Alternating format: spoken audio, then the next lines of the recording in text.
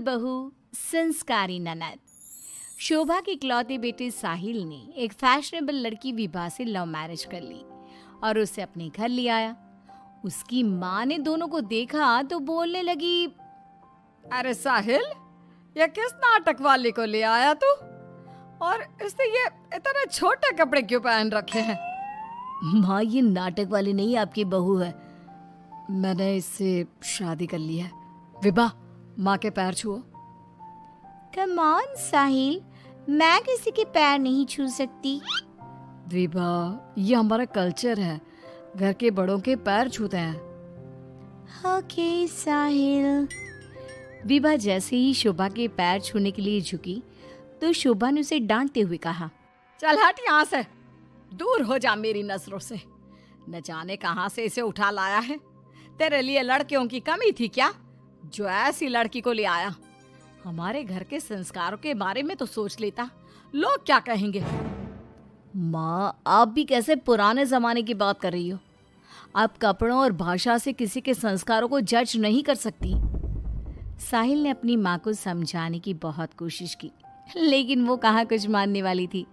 शोभा अपनी बहू के कपड़ों और स्टाइल की वजह से हमेशा उसके कैरेक्टर पर टिप्पणी करती रहती। एक दिन विभा अपनी सास के लिए चाय बनाकर लाई। गुड मॉर्निंग मॉम, ये आपकी टी। ऐ छोरी, तुझ में संस्कार नाम की चीज है या नहीं? गुड मॉर्निंग ना बोला कर मुझे। हमारे यहाँ बहुएं पैर छूती है और तूने ये कैसे कपड़े पहने? देख जरा मेरी बेटी रानी को, सीधे सादे कपड़े पहनती है वो। मॉम, आपकी बेटी को फैशन की बिल्कुल भी नॉलेज नहीं है। उसी तो आप तंबू भी दे देंगी ना तो वो तंबू भी पहन लेंगी।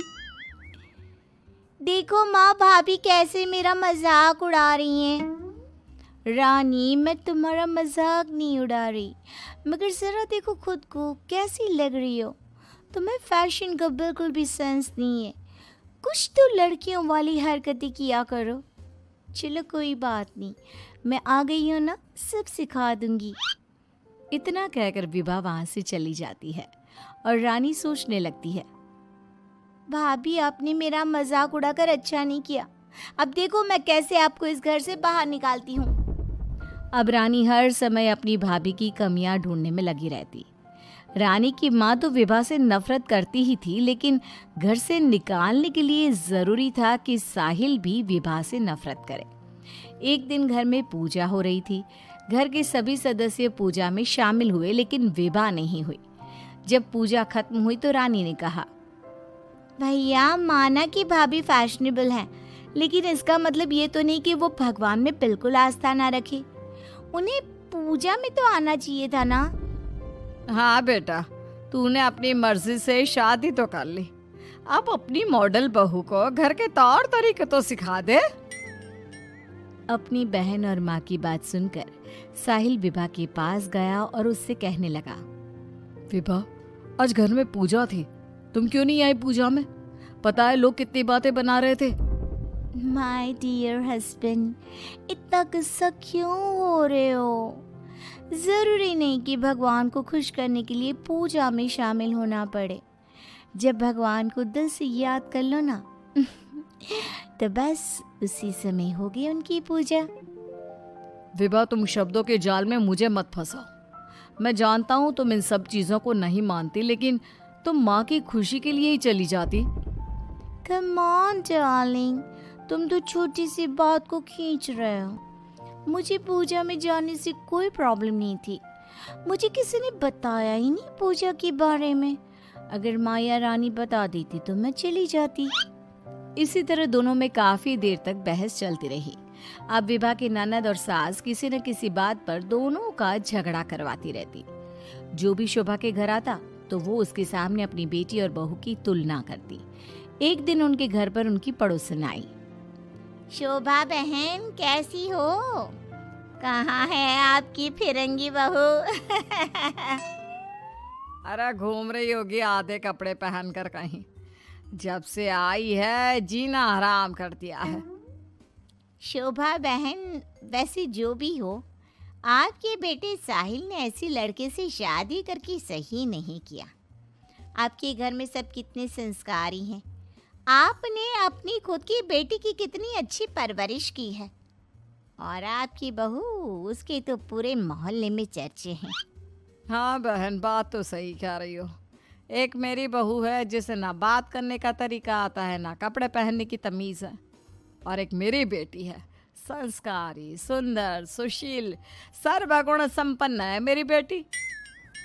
आप तो जल्द से जल्द बस अपनी बेटी की शादी करने के बारे में सोचो। कहीं ऐसा ना हो कि आपकी बहू के चक्कर में आपकी बेटी से कोई शादी ही ना करे। पड़ोसन की बात शोभा के दिमाग में बैठ जाती है और वो रानी के लिए रिश्ता ढूंढना शुरू कर देती है। एक दिन शोभा की तबीयत अचानक खराब हो जाती है। माँ, क्या हो गया है आपको? आप दिन भर अपने कमरे में लेटी क्यों रहती हो? अरे पता नहीं बेटी, क्या हो गया है। कई दिन हो गए बुखार आ रहा है। माँ, आपको डॉक्टर के पास जाना चाहिए, ऐसे तो आपकी हेल्थ खराब होती जाएगी। ओ अंग्रेजन, अपनी अंग्रेजी अपने पास रख। माँ किसी डॉक्टर के पास नहीं जाएगी। मैं अभी माँ को काढ़ा बना कर देती हूँ, माँ बिल्कुल ठीक हो जाएंगी। लेकिन रानी, डॉक्टर ब्लड टेस्ट करके बता देगा कि मॉम का फीवर क्यों नहीं उतर रहा। इसी तरह कई दिन हो गए। शोभा का बुखार उतरने का नाम नहीं ले रहा था और रानी उन्हें डॉक्टर के पास जाने नहीं दे रही थी। एक दिन विभा रानी को बिना बताए शोभा को डॉक्टर के पास ले गई। शोभा को 4-5 दिन हॉस्पिटल में रहना पड़ा। इसी बीच विभा ने अपनी सास की बहुत देखभाल की, लेकिन रानी एक बार भी अपनी माँ से मिलने नहीं आई। बहू, मेरी इतनी ज़्यादा तबीयत खराब थी, लेकिन रानी मुझसे एक बार भी मिलने नहीं आई। डोंट वरी मॉम, घर में कोई नहीं है ना, तो वो घर में ही रहती है।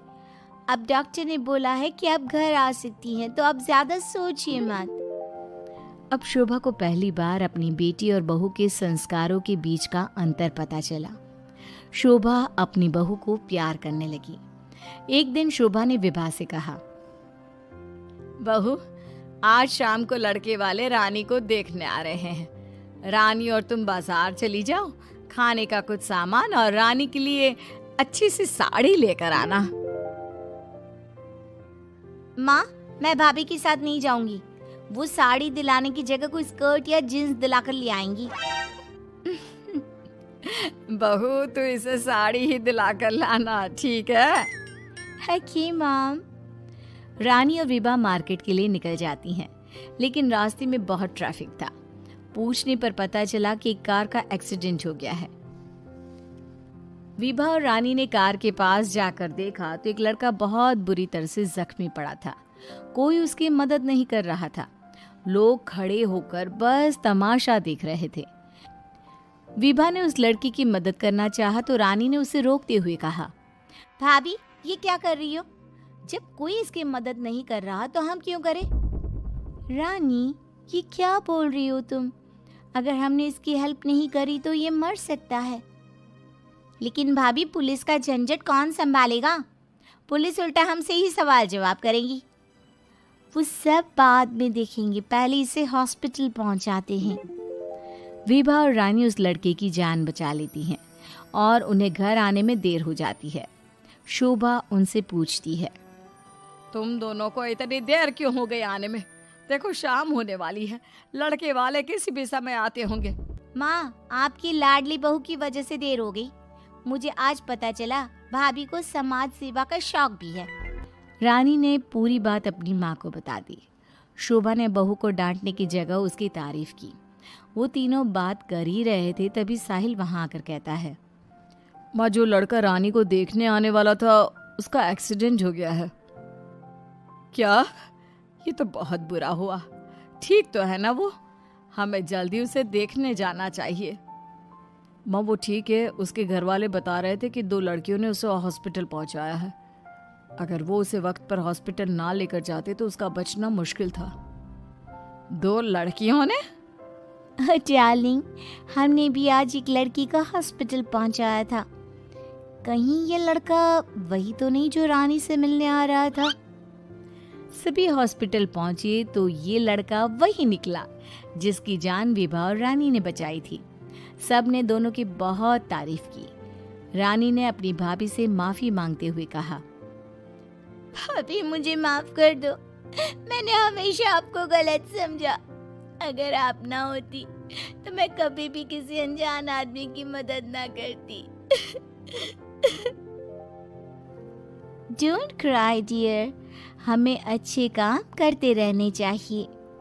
साहिल दोनों की बात सुनकर कहता है, देखा रानी, मैं कहता था ना, संस्कार चरित्र में दिखाई देते हैं, कपड़ों और भाषा में नहीं। इसीलिए कभी किसी के कपड़े देखकर उसका कैरेक्टर सर्टिफिकेट नहीं बनाना चाहिए।